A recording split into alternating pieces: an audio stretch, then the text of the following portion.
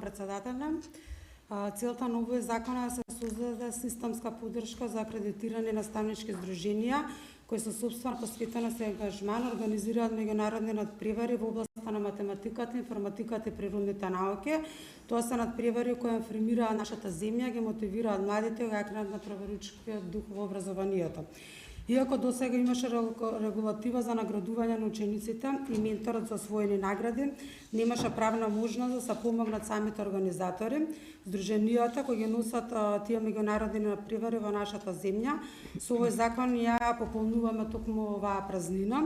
Со измената на членот 45 се предвидува Министерството за образование и наука да доделува средства до 10% од трошоците за организацијата на меѓународниот надпревар, но не повеќе од 10.000 евра.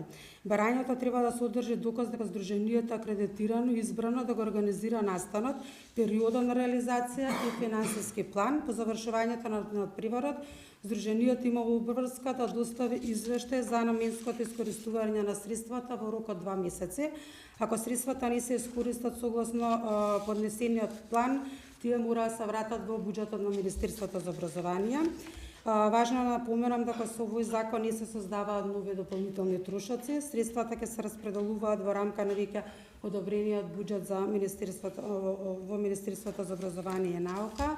Затоа ве повикувам да го поддржам овој предлог закон. Ви благодарам. Ви благодарам и вам. Ви известувам дека матичното работно